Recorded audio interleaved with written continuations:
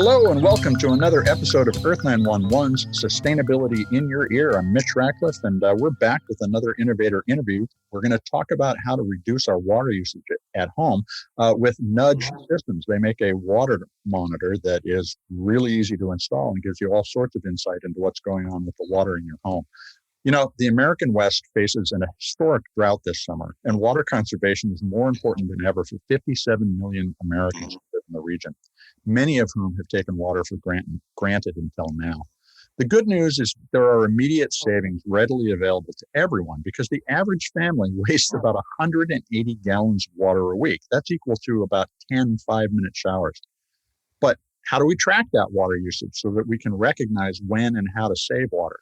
So we're going to talk with Nelson Pedreiro, who is with Nudge Systems, and they make a device called the Pleco. It's a smart device that attaches to your water meter. You strap it to your water meter, and it tracks water usage by category. So it identifies toilet flushes and showers and washing the clothes or the dishes, as well as watering the lawn. It can also identify leaks long before they are visible to the eye. One tech magazine called this the Fitbit for your water meter. And we'd like to find out how it works and what kind of savings it can produce. Nelson, welcome to the show. How are you today? Mitch, I'm well. Delighted to be here.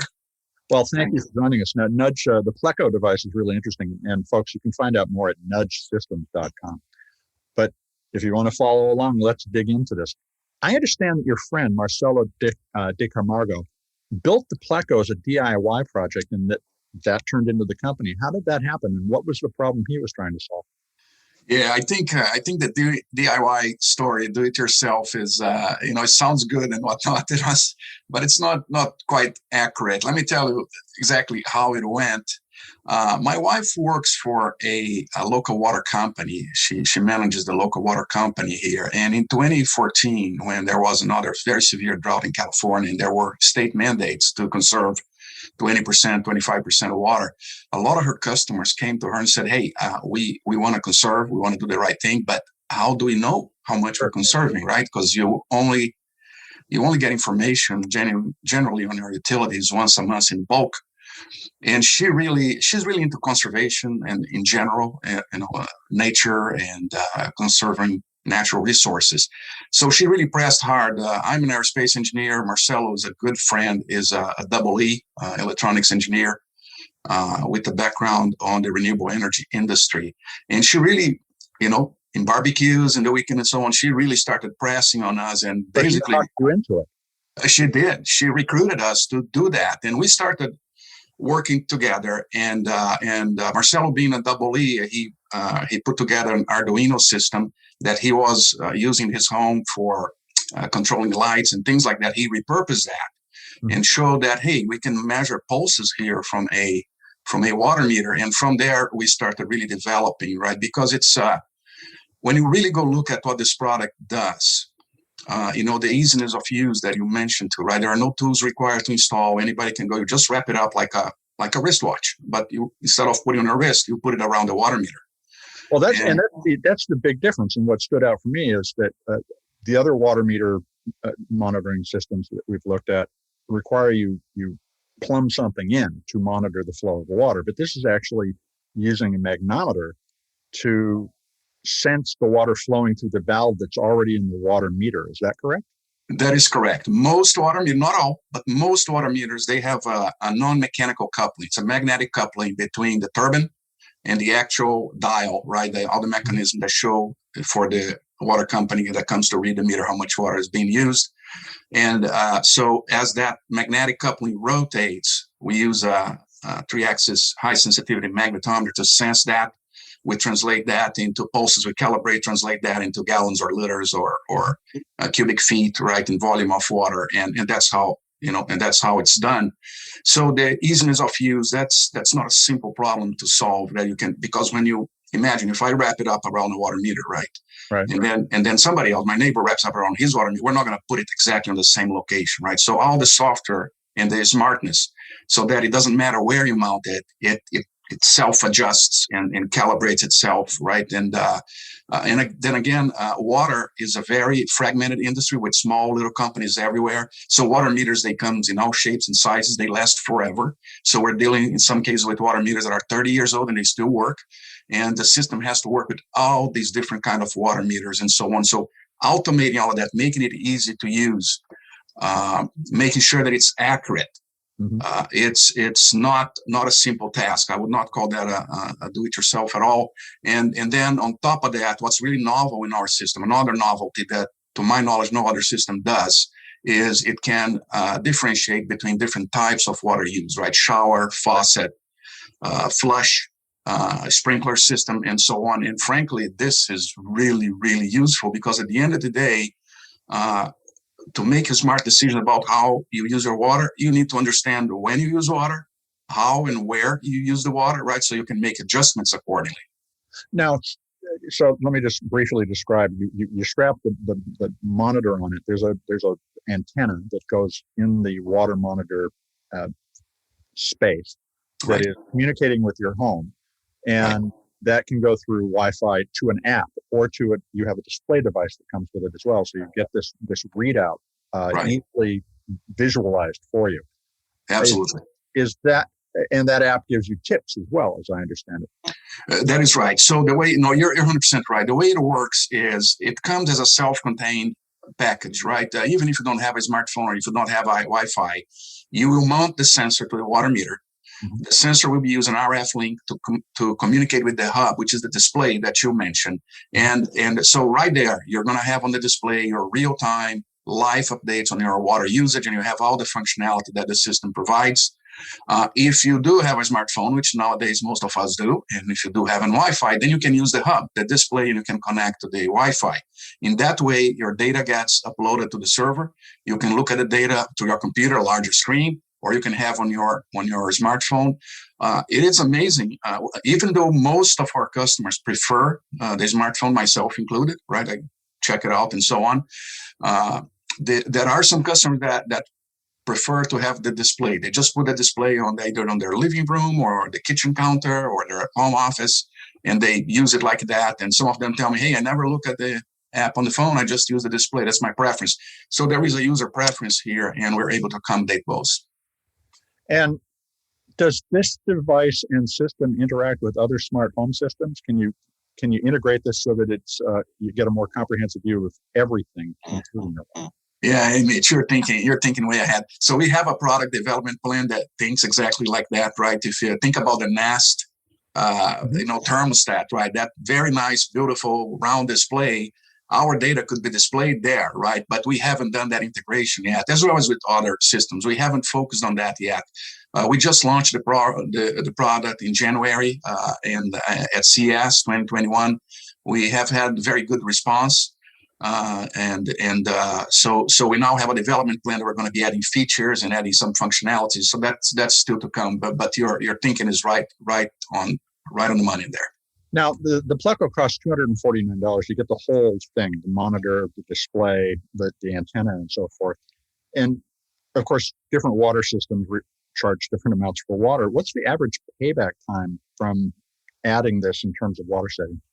Yeah, the average that we've seen amongst our customers is anywhere between 10 to 20%. So I would say 15% is the average, and that's basically on normal use, right? That's basically the customer installs it, and then of course there are some things that you find out right away, right? Like my sprinkler system is running too long, right, or is running too many times a week, or in my case, my home, when I've been testing this for a long time and so on, I found out that I have hard water in my home, so I have a water softener.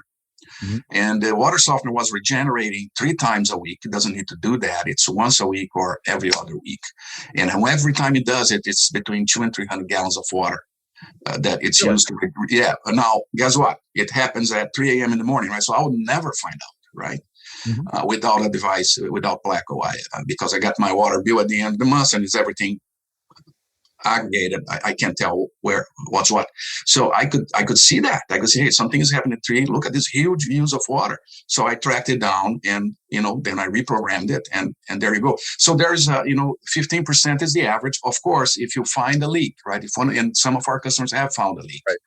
then it's much, right. It's going to pay for itself much faster. So it takes about 18 months to pay for itself, and about a 15 average savings. And I think I said that, but I do want to say that Nudge Systems, we're all about conservation of water, conservation of natural resources. That's really what drives us. Our motto is save water, save on water. And actually the order in which these two sentences go together, save water is our priority, right? We're really environmental conscious. So if you believe in saving the environment, if you believe in saving water, if you believe in leaving a better world for our children and so on, and come work with us. As a consequence, you're also going to save some money. We're going to save on water, right? You're going to save some money on that. That's a nice consequence, but frankly, saving the environment is really our focus here. Well, and sustainability does have economic benefits. A lot of people tend to think of the cost. They focus on the $249 up front rather than long-term savings from reducing the water usage overall. Right. Now, a practical question, because I've been looking at the water meter in our space, and we just recently had a new one installed, but it took up a lot more space in the in-ground place that they put it. Can I put the antenna above ground if it doesn't fit in there? Yes, you can. We designed it so that you see the largest piece of our sensor is really not the sensor. The sensor is very small. It looks like a round watch. If you look on the web, you're going to see it. It looks like a watch. Exactly. And it mounts around the water meter itself. So it's very small. And then you have this cylindrical piece, and that's our battery case. And we designed that to last at least 12 months on average use. So if you have a higher use, it's going to go faster than that, shorter than that. If you don't use too much water, it's going to go longer than that. But that's really the biggest piece. And it also serves as the base that holds the antenna that you're describing. So in general, in the various, and we tested this in many, many facilities and homes and so on. In general, it does fit, even if you need to put the battery enclosure, that cylindrical piece, on its side, it's not a problem. But if you need to put the antenna outside, that's actually even better for the signal strength. But we did design so that this whole thing can go underwater with concrete or metal lid on top of it. Now, let's talk about how it identifies a leak and what happens when do you get an alert? How smart is it in terms of saying you've got a problem? Yeah, so here's the trick. We really stopped shy of saying you have a leak. What we do is we give an alert that you may have a leak. And the reason for that is, let's say I leave my home now and I forgot the faucet running, right? I was shaving, so on, and phone rang and I forgot the faucet running, right? It's not quite the leak, but the result is water usage from the exactly. So right. So there's going to be no damage to the property and so on because it's flowing on the sink and all of that. Nonetheless, is wasting water, right? So you will get an alert saying that, hey, you may have a leak, right? Then I don't know if you had a chance to take a look at our app, and I encourage the viewers here to go to our website. On the homepage, 2/3 of the way on the homepage, you can actually try the app out. You can sign in and you can try the app and you can get a feel for how it works. It's very intuitive, very easy to use. And of course, I'm an engineer, so my favorite screen on the app is one that shows the flow rate versus time, right? So it's a line graph.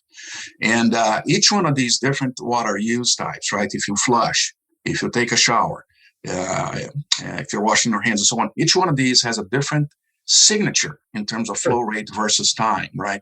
So you can take a look at that and you can have a very good understanding of what's happening.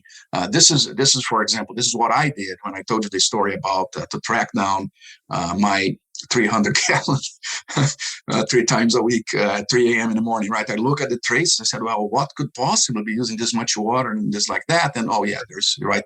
And then you go right there. So calculus is what is going on, and it's describing, it's looking at what it expects to see and identifies variance from that, what it expects. Right. Now, I recently, not too long ago, I had to have my entire basement rebuilt because of a rat chewing through a small water tube. It would have been wonderful to have that called out to me a lot sooner because it cost me a ton of money. But yes. how does it have the smarts to, for instance, recognize the difference between a leak and, say, a toilet seal that doesn't close completely? Can it characterize that to that degree? That is in our. Remember, I talked to you. We have a product enhancement plan. That's in our enhancement plan. Right now, it can't. Right now, what's going to happen is it's going to tell you either on the display and on your smartphone. It's going to tell you may have a leak, and a little alarm, a little sign comes up, very visible on the screen. You're going to see that, right? And then you can go to this flow rate screen that I mentioned to you, and you can find out what's going on, right? Why does Pleco think I have a leak, right? And then you can take a look at the flow rate versus time, and you can see when did it start. Right. Okay. Of course. Right? Got it. Exactly. Is it a big leak? Is it a small leak? Right. And how long is it going to? I mean, what's going on here? And you can get a lot of insight there. Now, what we're working on right now is to basically implement and automate all these insights, right, that I'm telling you that you will see on the screen, automate all that so that it could actually do what you're talking about, which is say, hey, we think you have a leak. And by the way, we think it is, a toilet valve that's not sealing properly. It is very possible to do that. We're not quite there yet. With all the signals you have, you could train artificial intelligence to recognize these things all the time. It's just a matter of collecting enough data from customers as well as the things that you're doing internally to develop it. Absolutely. Yeah. I mean, there are so many things you can do with this, Mitch. Just a fun fact for you, right? Before the the pandemic, when I was still traveling, right? Mm-hmm. As I'm landing somewhere, right? Always before calling home, I would bring Pleco up and see if if it's early in California, right? If my wife had already waken up and if there was water activity, I could tell. Okay, so now I can call. So yeah, there's a lot of patterns of life, and there's a lot of fun stuff with kids. I mean, one of the nice surprises for us is some of our customers came back to us and said, "Hey, my 6-year-old love it," right? Because I think children nowadays, the new generation, they are more aware, right, of the environment and so on. And the app is very easy to use and colorful and so on. So children like it. And that's really what we're so excited about, right? Because a lot of this is not just that you have an alarm system that tells about a leak or this and that. It's educating all of us in terms of how we use water, where we can save, what are the smart ways to save, and so on. Now, let's talk a little about the device and how you make it. Do you use sustainable processes to make and distribute the device? Yes. To the extent possible. If you take a look at the product itself, most of the parts are injection molded, and it is done that way because this is, most of our sensors, most of water meters are underground, right? On the East Coast, and a lot of times they're on the basement, which is a more controlled environment, a less harsh environment.